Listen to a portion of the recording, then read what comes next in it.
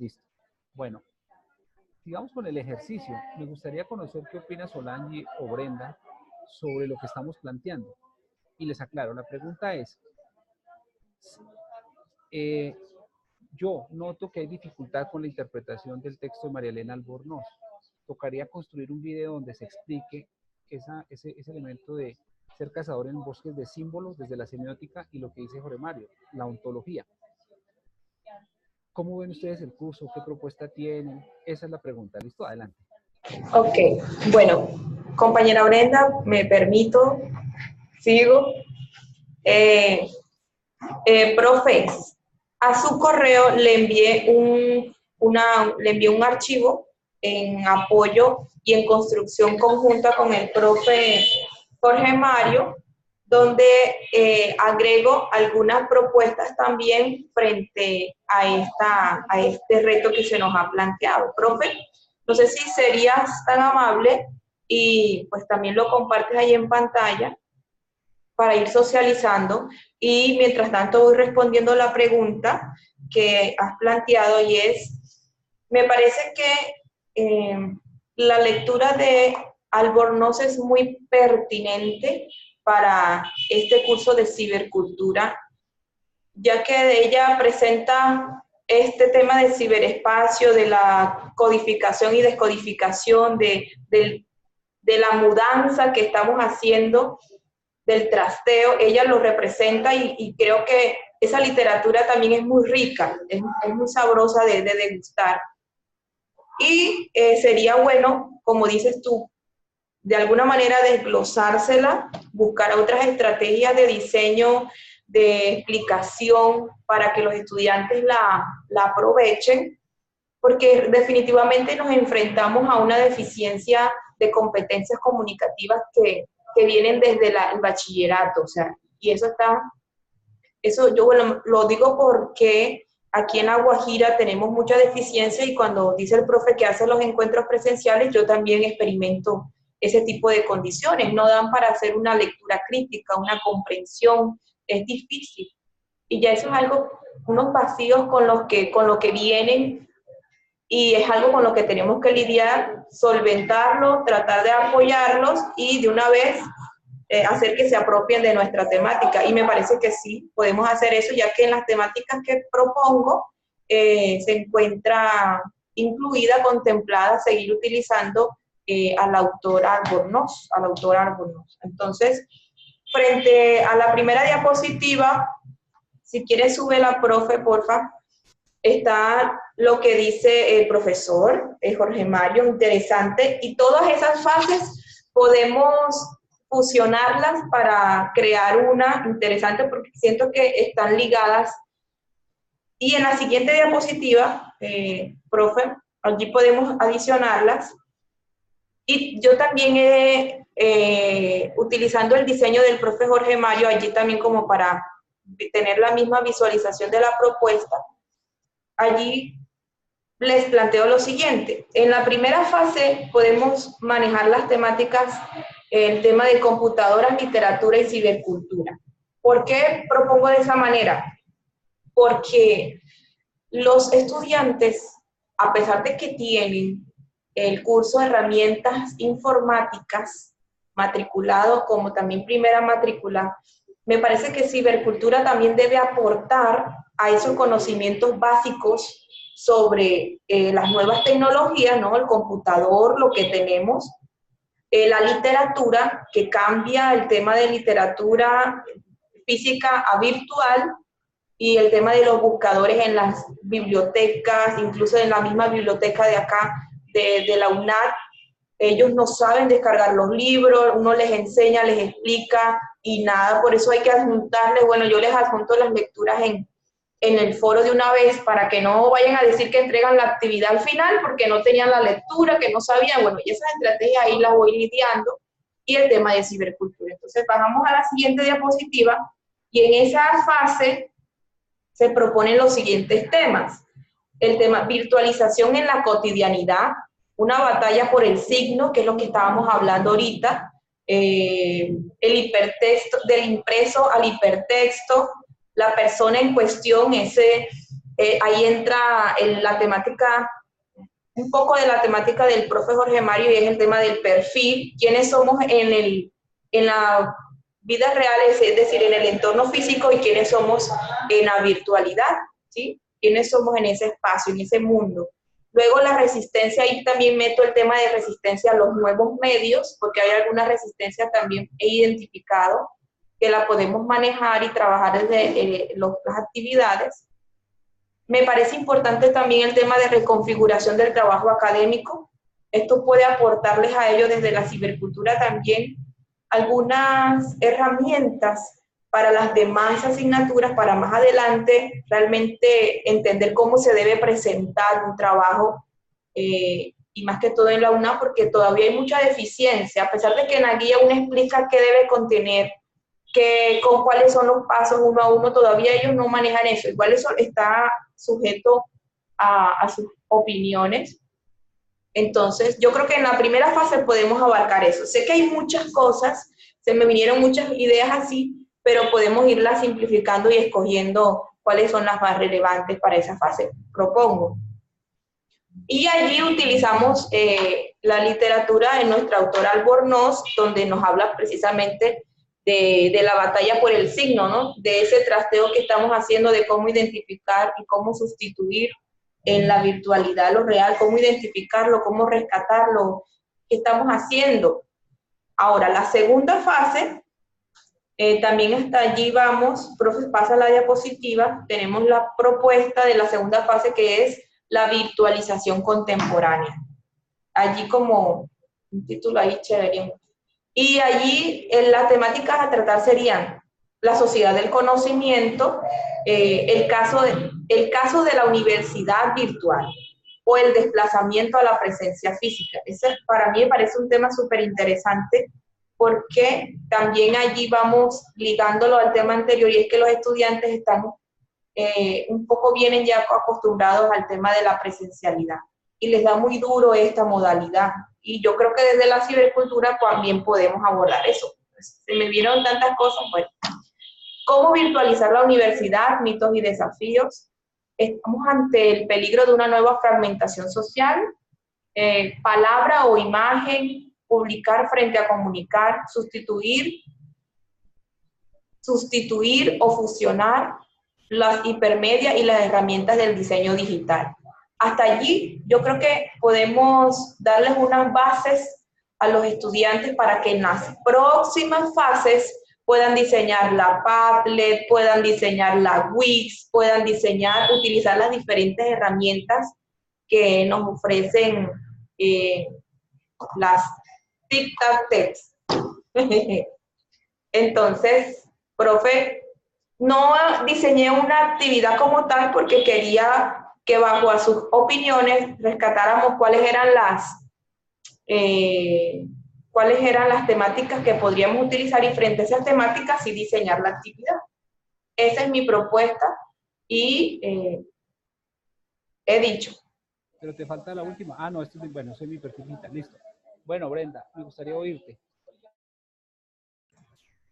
Bueno, pues yo escuchando a los compañeros Jorge y Solange, digamos, en la primera fase que puso Jorge Mario sí me parece muy interesante, y también estoy muy de acuerdo con mantener el video, hacer un video explicándoles a ellos lo que quiere decir la María Albornoz.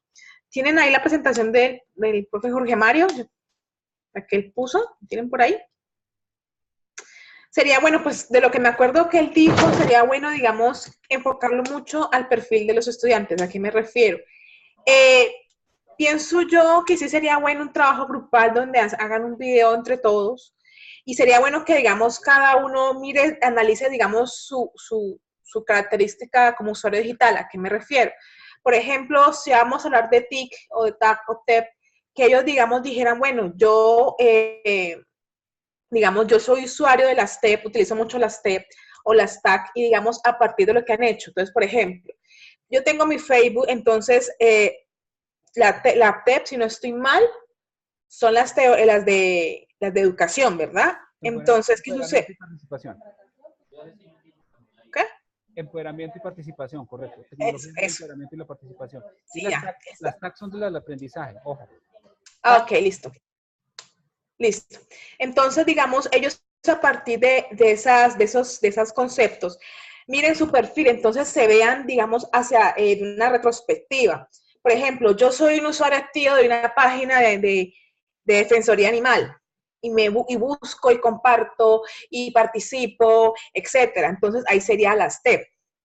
Entonces, el estudiante, digamos, reconocería esa práctica que él hace no como un ejercicio ya aislado, sino que lo identificaría como algo, digamos, marcado en algo teórico, por así decirlo, como que diga, ah, mira, yo soy usuario de las TEP por esto y esto y esto y esto, y lo compartan en el foro. Si es de las TAC, pues va a decir, mira, yo estoy estudiando en la UNAM, técnicamente es de las TAC por esto y esto y esto y esto. Y las TIC me han ayudado, por ejemplo, en las relaciones con mi pareja, con mi padre, o sea, que digamos vea su vida, que digamos la está utilizando y cómo la coloca en esos diferentes conceptos, de tal manera que ellos tengan apropiación teórica a partir de lo práctico. Eso es lo que yo opino. Y en la fase de la comunidad Google+, yo estaba pensando darle como una nueva perspectiva a partir de lo que es lo transmedia. ¿Por qué? ¿Por qué? Porque me parece interesante que el estudiante comprenda la importancia y, digamos, el cambio tan abismal que están teniendo los diferentes lenguajes, los diferentes discursos. Como un discurso, por ejemplo, sobre la violencia de género puede tener varios enfoques a partir de diferentes lenguajes. Entonces, yo estaba aquí pensando rápidamente que ellos crearan como una pequeña, por así decirlo, historia a partir de la violencia de género y cómo la vayan alimentando entre ellos. Entonces, que algunos se consiga videos, otros audios, otros escritos y hagan, digamos, un relato transmedia súper interesante y muy creativo que les ayude a ellos a tener en forma grupal y entender cómo los diferentes lenguajes que se están cosiendo alrededor de lo digital.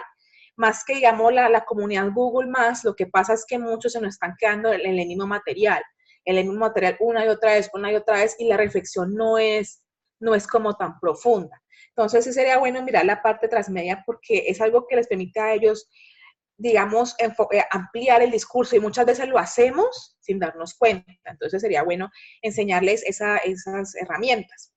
Y las otras dos, pues no las pensé. Simplemente son ideas que digo ahorita que se me ocurrieron escuchando los discursos de los compañeros. No sé qué opiniones. Bueno, bienvenido Álvaro a la reunión, aunque ingresas un poco tardío, te has perdido del 80 de la discusión. Pero bueno, básicamente hay dos propuestas como para que miremos para contextualizar a Álvaro y para ver si estamos todos conectados con el medio idioma. Y es que, digamos que el profesor Jorge Mario junto con Solange han propuesto hablar en la fase 1 del sentido de ser usuario digital y del percibir cómo nosotros nos convertimos en usuarios digitales. Y Solange, pues en la diapositiva que estás viendo en este momento, que están viendo allí, propone que para ese primer momento en la escalerita hablemos de las computadoras, la literatura y la cibercultura. Y luego que hablemos como de un aspecto que se llama la virtualización contemporánea, y luego cibercultura y las nociones de privacidad de María Elena Albornoz. Digamos que estos tres elementos se entrecrucen para construir esa actividad de la fase 1. Y Solange habla acá de la virtualización de la cotidianidad, una batalla por el signo, del impreso al hipertexto, la persona en cuestión, la resistencia a los nuevos medios. Esto que tú señalas acá, Solange, no sé si tú has leído, hay un texto, hay un libro que me gustaría que todos consultaran o que pudieran comprar o tener acceso, se llama Internet, la imprenta del siglo XXI, que es de Alejandro Pisitelli. Estos temas que tú señalas allí, que estás señalando acá, Solange, son temas que aborda el señor Pisitelli, en Alejandro Pisitelli, en el libro Internet, la imprenta del siglo XXI. Él habla allí de cómo la Internet se ha convertido en la imprenta del siglo XXI por el impulso al conocimiento que ha generado, y hace una analogía e indica que el texto, la manera como nosotros hacemos ese texto ya no es exactamente la misma. Es decir, el renglón no es el renglón. En este momento podemos editar cuantas veces queramos a 4 manos, inclusive un texto, pero bueno.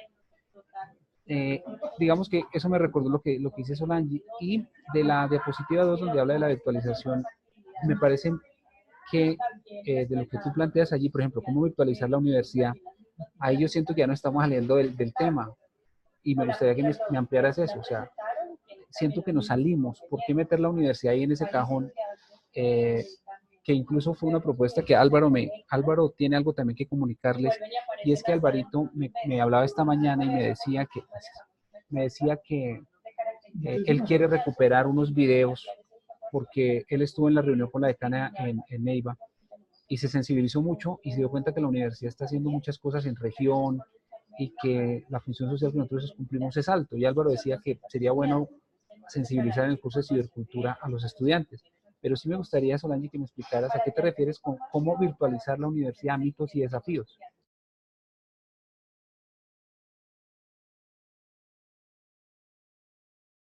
Sí, señor.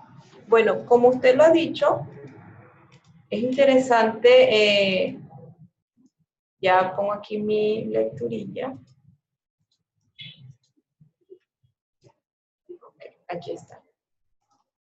Así es. Entonces, este libro que usted, Motivos para hablar de cibercultura, también esta propuesta la hago basada en un libro que se llama Motivos para hablar de cibercultura, del doctor Jaime Alejandro Rodríguez Ruiz.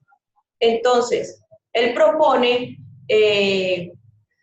hacer o sensibilizar al estudiante frente al cambio que surge en la universidad, en este caso, las nuevas tendencias de universidades virtuales a las universidades presenciales. Yo sé que sí nos estamos saliendo un poco del tema, pero igual está sujeto, como le dije, pues a validación. O sea, se puede también pues omitir o pues anexar en otro punto, pero sí, el tema es cómo podemos meternos en este mundo de la universidad, de la academia, a través de la virtualidad, porque una de las falencias que he identificado en los estudiantes aquí en el CEA donde yo estoy es esa resistencia que tienen a la nueva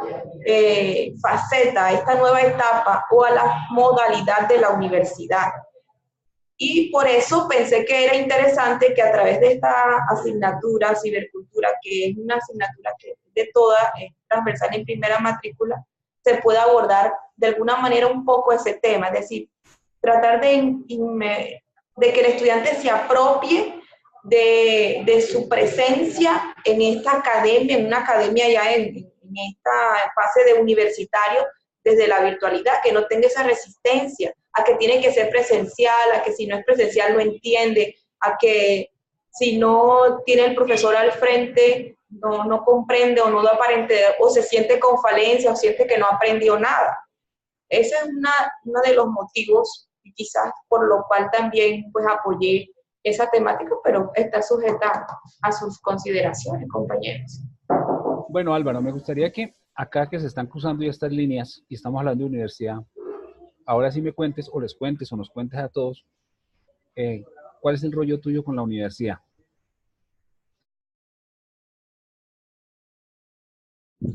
Bueno, buenas tardes.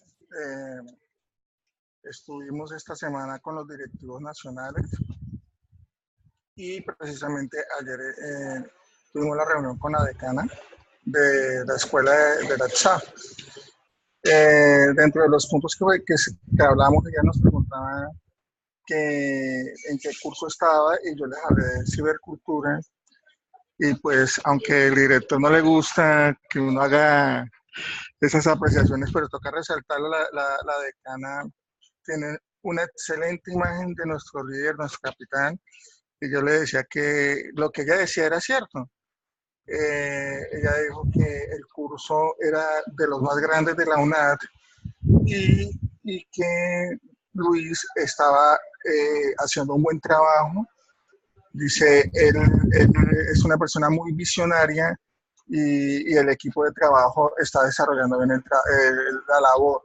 Yo dije que precisamente estábamos desarrollando en red las mejoras para el registro calificado que tenemos que tener.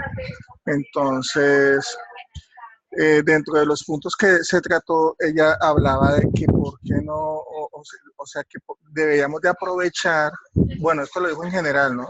Deberíamos de aprovechar los videos que hace la universidad. Me imagino que se está refiriendo a con olor a región, donde se estaba presentando los proyectos que la UNAD realiza en los territorios retirados, alejados, olvidados.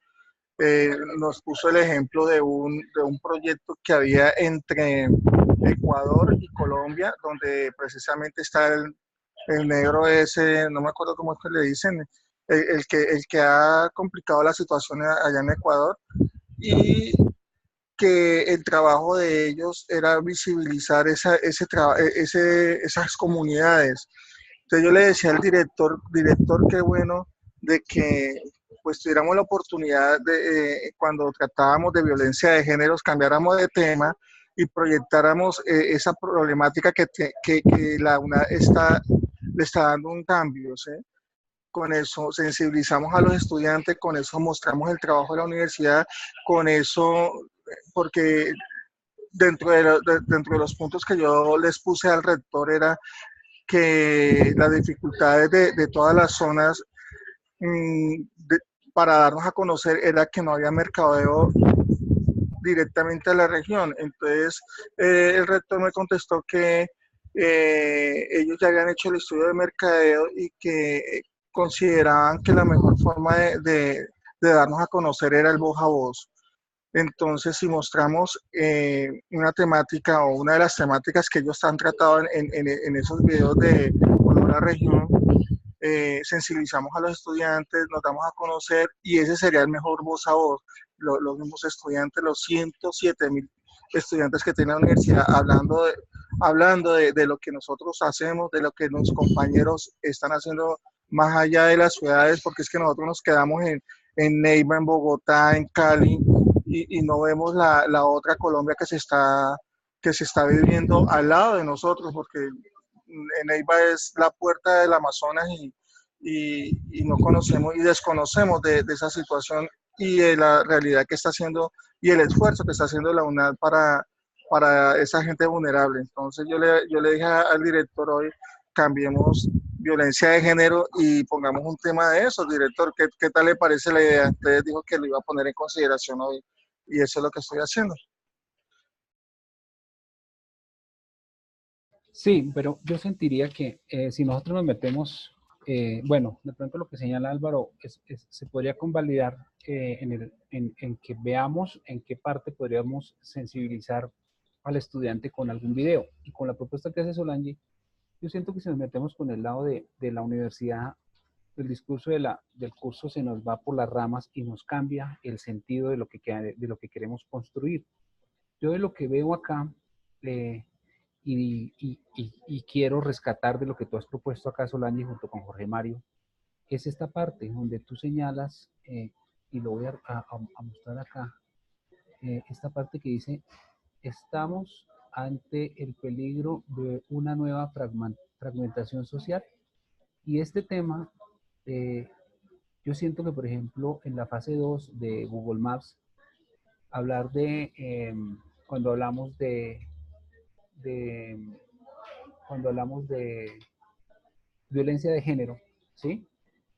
Podríamos ofertar o abrir el abanico en esa actividad y aparte de que escojan hablar de violencia de género y tecnologías, podríamos involucrar este tema que es el de una nueva fragmentación social que se está dando por el uso de las tecnologías. Y les coloco un ejemplo, esto es un tema de psicología, y es que en este momento estamos hablando de algún tipo de exclusiones sociales que se dan por la tecnología, y que es un tema que sería el índice, o sea, meterlos por el índice de hablar de exclusión social por la tecnología, pero que abarca también todo un contexto de exclusión social, que son temas sociales.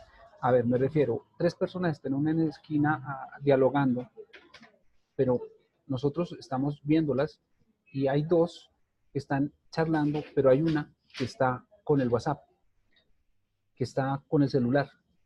Es como si en esta reunión uno de nosotros estuviera en este momento viendo el WhatsApp. Automáticamente él nos está excluyendo a nosotros, ¿sí? Nos está excluyendo no le importa el tema, ¿sí? No les interesa el tema. Y eso es una fragmentación social que se está dando por las tecnologías de la información y la comunicación, y que ya la psicología desde las ciencias sociales ha empezado a estudiar. Entonces uno dice, miércoles, las tecnologías también ya están empezando a generar nuevos conceptos, así como apareció el concepto de violencia de género o feminicidio. Las tecnologías también ya nos están dando un concepto de exclusión social. Es decir, yo no pensaba que fuera tan grave y tan delicado que yo estuviera en una reunión y que yo, por sacar mi celular y ver un WhatsApp, yo estuviera agrediendo a los otros. No sé si está exagerando la psicología, no sé si están exagerando las ciencias sociales, no lo sé, pero, pero, pero tal pareciera que sí hay allí como un elemento de fragmentación social que se puede empezar a dar, y que podría ser un tema que podríamos apuntalar como segundo tema, dando ese abanico de más posibilidades en la actividad de Google Maps. Yo siento que las actividades del curso, que están bien construidas y bien diseñadas, la de Google Maps me parece que esa actividad está bien construida, que allí realmente el estudiante genera unas sinergias de aprendizaje.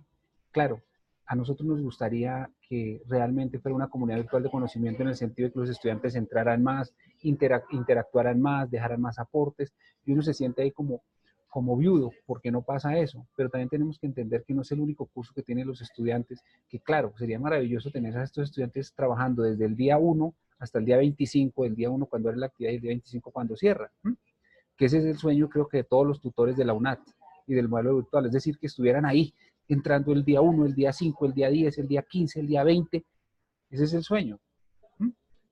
Pero no es posible, tenemos que conformarnos con que hagan una actividad, así la hagan en 5 días, porque el curso de Google Maps, esa actividad de Google Maps, un estudiante la hacen en 10 días, en 5 días. Entonces, yo propondría que para esa actividad de Google Maps lo que tenemos es que abrir el abanico, y los invito a que pensemos en temáticas como esas. ¿Será que hay una fragmentación social por el uso de las tecnologías? Y si la hay, metámosle un tema adicional para ya no seguirnos desgastando en que siempre la comunidad se haga en el tema de violencia de género, sino que podamos, digámosle, meter como más elementos que nos permitan enriquecer esa parte del curso en la de Google Maps. Y en la del primer momento, yo siento también que esa del primer momento estaría bien. Si ustedes están de acuerdo en que, si bien es importante que el estudiante se haga consciente de que es un usuario digital, yo creo que el quick de este curso es que el estudiante, si lo metemos podría ser un complemento, no lo sé, con ser usuario digital, pero yo creo que para mí el saldo es que un estudiante entró al curso de cibercultura, y cuando salga del curso de cibercultura tiene que tener la primera noción entre el mundo virtual y el mundo real. No existe diferencia, cambian las dinámicas. Lo que yo haga en el mundo real tiene unas implicaciones en el mundo virtual. Entonces, yo voy a proponer lo siguiente para esta fase, partiendo de lo que nos pasó en el Skype, que es el mensaje que recibe una tutora, no recuerdo cuál, que se siente agredida, no recuerdo quién fue, quién revisó ese mensaje. Activa el micrófono, Álvaro, porque no te vimos. Vianney, ¿no es que se llama la profe? Sí. Venga, le digo, ¿cómo se llama ella? A raíz de eso, lo que tendríamos que hacerle notar al estudiante en esa primera fase, para complementar la lectura de María Elena Albornoz, y ya lo voy a someter a consideración de ustedes, si es pertinente o no el acto de interpretar las palabras de María Elena Albornoz, o sea, hacer interpretando las palabras de María Elena Albornoz. Y aparte de eso, que hagan una reflexión donde ellos se den cuenta o busquen ejemplos, como lo planteaba Jorge Mario, pero digamos, busquen ejemplos. Y yo, o sea, lo que yo hago en mi actuar en el mundo real. Álvaro, ¿puedes cerrar tu micrófono que te escucho respirar? Exacto, bueno, lo que yo haga en el mundo real tiene unas implicaciones en el mundo virtual. Entonces, ahí sí como la frase esa bíblica o frase ética de haz el bien y evita el mal. Entonces, todo lo que tú vayas a hacer en el mundo virtual, piénsalo bien, porque lo que tú hagas en el mundo virtual es exactamente lo mismo, tienes que tener las mismas seguridad, lo que tú hagas en el mundo presencial, lo que hagas en el mundo virtual tiene las mismas implicaciones. Entonces, yo en el mundo físico, en el mundo real, yo no sacaría las fotos de mis hijos y de mi familia y las botaría a la calle para que alguien las recoja y me identifique fácilmente. Yo en el mundo real no me exhibiría con mis propiedades y mis cosas para ser posiblemente extorsionado. Entonces la pregunta que le hago al estudiante es, ¿por qué lo haces en las redes sociales? ¿Por qué en las redes sociales subes las fotos de tus hijos? ¿Por qué en las redes sociales subes la foto de la moto tuya con la placa o el vehículo con la placa? ¿Por qué en las redes sociales exhibes incluso el interior de tu casa? Estás dándole la llave a otro para que te identifique fácilmente en tus costumbres, en tus hábitos. De hecho, ya la inteligencia de los aeropuertos, y esta anécdota no sé si las había contado, ya inteligencia de los aeropuertos, por ejemplo, una periodista de la W le pasó hace poco que iba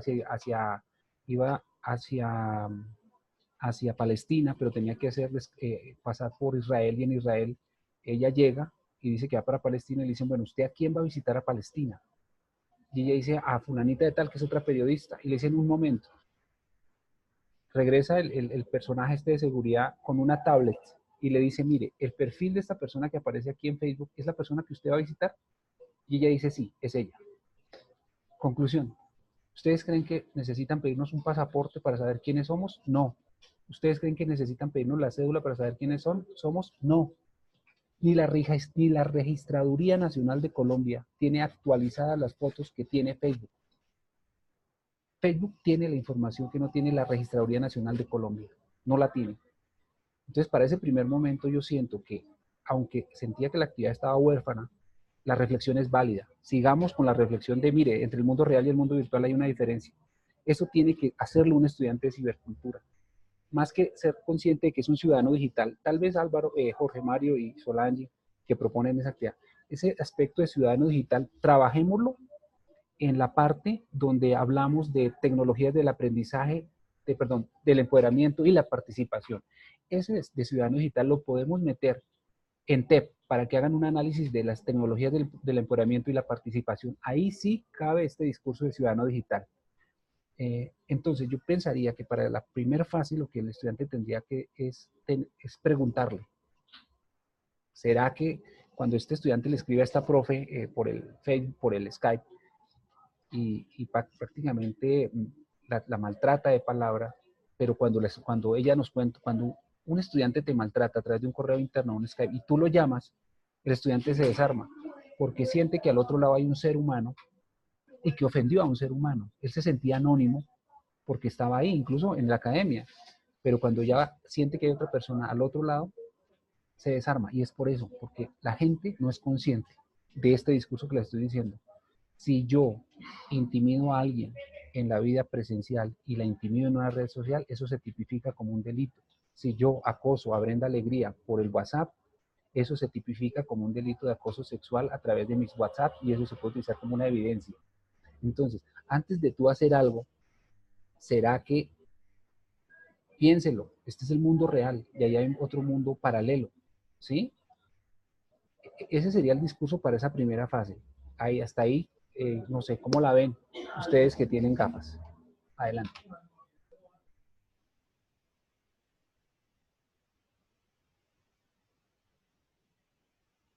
No olviden abrir sus micrófonos. Sí, ya. Bueno, habla. Solange habla. Sí, muy bueno el chiste. Ustedes que tienen gafas. Bueno, yo lo veo bien, lo veo interesante. Sí, me había salido un poco, bueno, porque tenía en mi mente, digamos, esas falencias de los estudiantes, pero sí creo que es interesante. Con el profe Jorge, entonces, profe Jorge, ahí estamos en sintonía para combinar esa propuesta suya en la fase de los tic-tac de empoderamiento, cómo ser realmente un ciudadano digital responsable y coherente conmigo, o sea, con cada uno, y sobre todo respetando también a los demás. Interesante. Y, profe, frente a eso, bueno, ahí ya nos conectamos con el profe y vamos a ir construyendo. Y sí, estamos listos. No sé usted qué dirá, profe, ¿qué más hacemos? Estamos que nos hacemos. Sí, no, perfecto. Yo pensaría, Solange, Jorge Mario y Brenda, que podrían trabajar en darle más énfasis a la parte de tecnología, el empoderamiento y la participación para hacerlos más conscientes de ese concepto de ciudadano digital. Hay un libro, El hombre rebelde de Camus, del cual también podríamos extraer cosas, y del señor, de un francés que se me olvida mucho, que los filósofos hablan todos los días, para arriba y para abajo. Tratarse de un filósofo acá, Fuller, no, bueno. Eh, bueno, este personaje también, en El hombre rebelde, se plantea algo como que nosotros, sin darnos cuenta, nos volvemos ovejas en un sistema y somos ovejas en un rebaño. Ese tema eh, que, está, que está allí y que lo trajo otro filósofo que se me está volando en este momento. El de la modernidad líquida o Jean-Paul Sartre. No, otro, espérame a ver. Felipe, ¿cómo se llama el filósofo? Ustedes tienen un filósofo que me inventan mucho que es francés, ¿cómo se llama? Foucault, ya lo encontré. Michel Foucault. Foucault también tiene un discurso en torno a este tipo de elementos. Tendríamos que buscar lecturas que nos empiecen a meter, porque por ejemplo, en la de las características de las relaciones sociales virtuales, podría entrar algo de Foucault y podría entrar algo del hombre rebelde de Camus. Y esto hay que hacerle como un amarre en esas características de las relaciones sociales virtuales, de hacerle un análisis más profundo a cómo nosotros en el ciberespacio, digamos que estamos entrando a redes sociales, en Facebook. Si ustedes ven, Facebook es un rebaño de ovejas. La gente comparte cosas muy banales, triviales, claro, no está mal, para eso es una red social, ¿sí? Pero por ejemplo se han hecho estudios de cómo Facebook nos manipula. De hecho, la Google Analytics de Cambridge, no sé, por ese lado también nos podríamos meter para que el análisis no solo se quede en miren las características de las relaciones sociales, sino, claro, hay unas características de unas relaciones sociales, pero ¿será que a través de esas características de las relaciones sociales nos manipulan? Mire que hay el ejemplo del timo, de cómo una persona puede ser timada. Y miren que en South Park, y bueno, ya nos queda 1 minuto 29. Digamos que lo que tenemos que buscar es más lecturas que nos apoyen, que nos den fuerza a cada una de las fases del curso. Profe. Señor. Como se lo he venido diciendo, al igual que lo comentaba Álvaro, yo he aprendido muchísimo con este curso por esa invitación a la reflexión. Pero sí siento que debo reafirmarme en invitarnos a que en la reestructuración del curso pensemos que cuando el estudiante piensa, pero todavía no tiene herramientas filosóficas, cognitivas, semióticas para llegar a pensar como, nosotros hemos construido un privilegio de hacerlo, él tiende a hacer lo que está haciendo, copiar y pegar, e incluso hacer plagio. Si nosotros le damos herramientas como la tan sencilla que se te ocurrió de crear la comunidad Google, a partir de la acción, él va reflexionando con lecturas como las que le estamos poniendo. Es decir, siento que debe ir enlazado la reflexión y la acción. Se va a cortar en este momento. Ya dejemos que se corte y les envío una invitación ya para cerrar 10 minutos de reflexión y para tomar nota de lo que aquí hemos hablado, ¿sí? Y entonces mirar si es perentorio cambiar alguna de las fases o por el contrario, es perentorio enriquecer alguna de las fases. La fase que a mí más me